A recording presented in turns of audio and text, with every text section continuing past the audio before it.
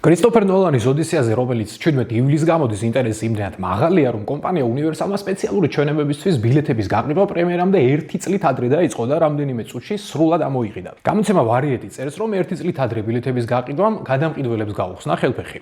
უკვე რამდენიმე საათში, რაც ბილეთები ხელმისაწვდომი გახდა, eBay-ის აუქციონზე საწყისი ფასი $200 აღემატებოდა. ზოგი კი ბილეთებს თავის საწყის ფასზე 400%-ით უფრო ძვირად ყიდდა, თუმცა კინომანები მზად არიან ნებისმიერი თანხა გადაიხადონ იმისათვის, რომ პირველებმა ნახონ ნოლანის ახალი ფილმი.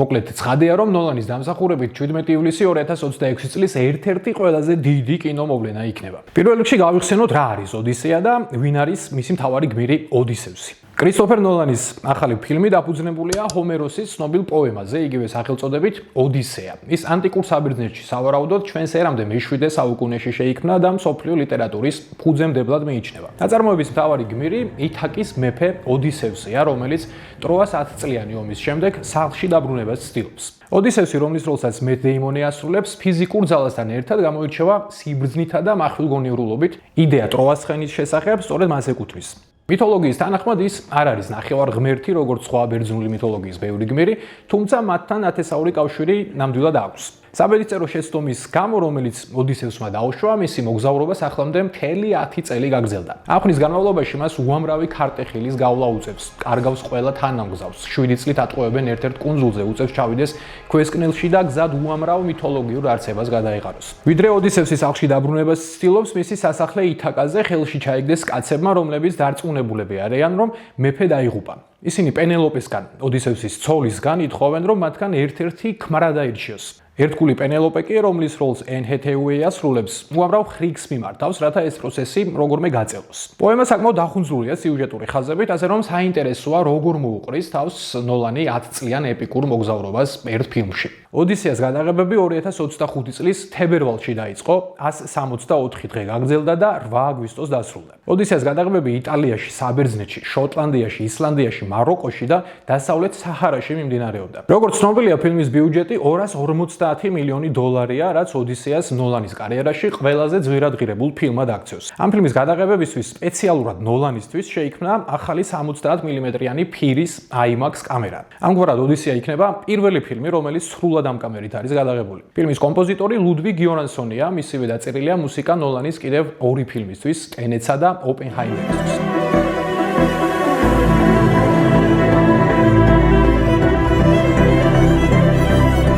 სხვადასხვა 41 წლის კომპოზიტორს უკვე აქვს 2 ოსკარი ოპენჰაიმერსა და შავი პანტერისთვის დაწერილი საუნდტრეკებისთვის და ასევე წელს აქვს შანსი მოიგოს მესამე, ის იყო ოსკარის რეკორდსმენი ფილმის ცოდვილნის კომპოზიტორიც.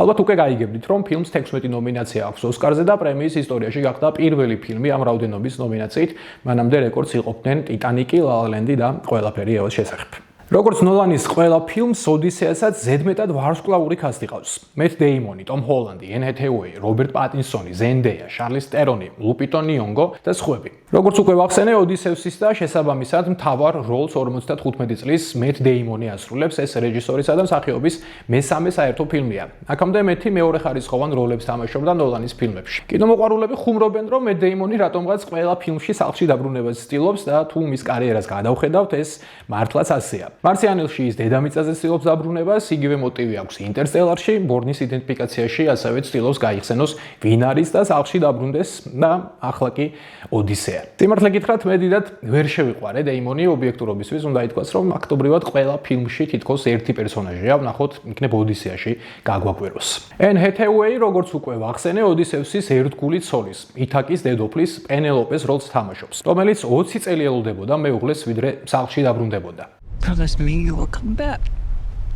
What if I can't?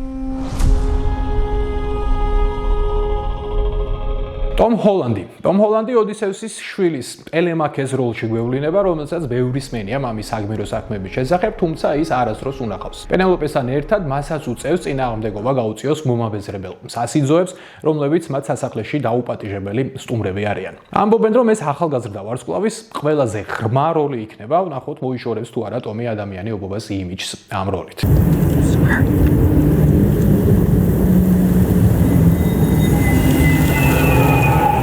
რომის შეყვარებულს ზენდეას ოდისევსში სიბრძნის ქალღმერთისა და ოდისევსის მთავარი მფარველის ათენას როლი ერგო. ის ოდისევსის დიდი გულშემატკივარია და დიდწილად მისი დამსახურებაა, რომ საბოლოოდ ნატანჯი ოდისევსი ახერხებს სახლში დაბრუნებას. ერთ-ერთი მთავარი ანტაგონისტის როლი აქვს რობერტ პატინსონს. ის ანტინოეს განასახიერებს იმ კაცებისგან ერთ-ერთს, რომელსაც ოდისევსის ცოლის შერთვა და ითაკის მეფობა სურს. მას ასევე განზრახული აქვს ოდისევსის შვილის ტელემაქეს მკვლელობა, რათა ძალაუფლება ხელში ჩაიგდოს და ითაკის ერთპიროვნული მმართველი გახდეს.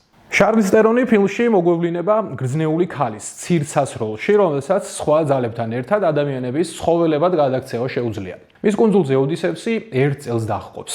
რატომ გაგრძელდა ოდისევსის გზას ახლამდე 10 წელი? საქმე ისაა, რომ მას შემდეგ რაც ბერძნებმა ტროა აიღეს და სახლში დაბრუნებას ცდილობდნენ, მარაგების შესავსებად ციკლოპების კუნძულზე გაჩერდნენ. ერთ-ერთ გამოქვაბულში ისინი შეხვდებიან ციკლოპს სახელად პოლიფემე. ისე მოხდება, რომ თავისი მახვილგონივრულობის ხარჯზე ოდისევსი აბრმავებს ციკლოპს და ახერხებს მისგან გაქცევას. უკვე გემზე მყოფი ოდისევსი ვერ მოითმენს და დაბრმავებულ ციკლოპს მიაძახებს. იცოდე, ითაკის მეფემ ოდისევსმა დაგაბრმავაო. აღმოჩნდება, რომ ციკლოპი პოლიფემე ზღვის ღმერთის პოსეიდონის შვილია. განრისხებული პოსეიდონი ოდისევსა და მის გუნდს ნამდვილ ჯოჯოხეთს მოუწყობს. სწორედ ამის გამო ოდისევსი სახლში ზუსტად 10 წელი ვერ დაბრუნდება. ცხადია, სცენარის დეტალები გასაიდუმლოებულია და უცნობია ზუსტად მიყვება თუ არა ფილმის სიუჟეტი პირველ წყაროში მოყოლილ ამბავს. ასევე ცხადია, რომ ნოლანისგან როგორც კრიტიკოსებს, ისე მაყურებლებს ძალიან მაღალი მოლოდინები აქვთ და იმედია არც ამჯერად გაგვიცრუებს ამ იმედებს.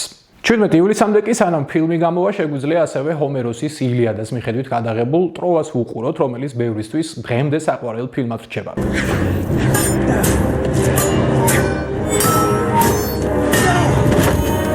სხვადასხვა როგორც გავრცელდა ინფორმაცია, ნოლანს მაშინაც ჰქონია სურვილი, რომ ტროა სწორედ მას გადაიღო, საბოლოოდ არჩევანი ვოლფგანგ პეტერსონზე შეჩერდა. როგორც ჩანს, ბერძნულ მითოლოგიას ნოლანის გულში განსაკუთრებული ადგილი უჭირავს, რადგან 22 წლის შემდეგ მან მაინც მიაღწია საწადელს და ოდისეით დაგვიბრუნდა.